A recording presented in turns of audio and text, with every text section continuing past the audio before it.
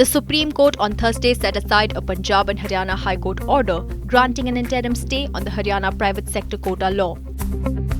The law allocates 75% quota in private sector jobs for residents of the state.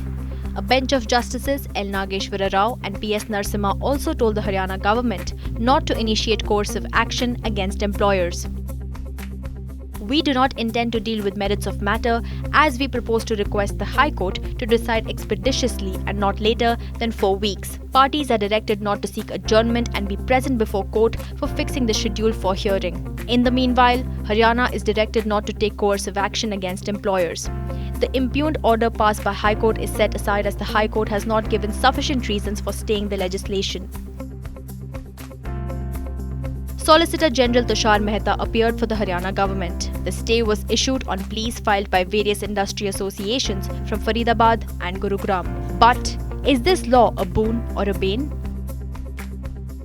The law provides 75% of jobs for residents in private sector. Law applicable to jobs offering Rs 30,000 or less salary. The governor gave his assent to the bill on March 2, 2021. It came into effect from January 15, 2022.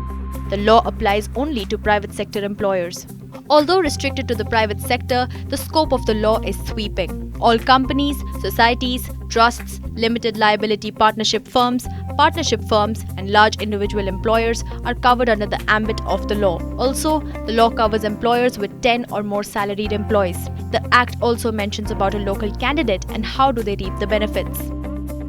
A candidate should be domiciled in state of Haryana, only then he is called a local candidate. He or she shall be able to avail the benefit of this reservation while seeking employment in the private sector. Candidates are asked to register themselves on a designated online portal to seek benefit of the reservation. Employers are required to make recruitments only through this portal. Another question is probably lingering in your minds. Does the Act mean that 75% of all firms have to be residents of the state? Well, not really. The 75% quota is for jobs where gross monthly salary is not more than 30,000. Every employer should furnish a quarterly report on the portal with details of local candidates employed and appointed during that period. The reports are then scrutinized by authorized officers who call for documents or verification. The employer is liable to be fined between Rs 10,000 and Rs 2 lakh for violation of the Act.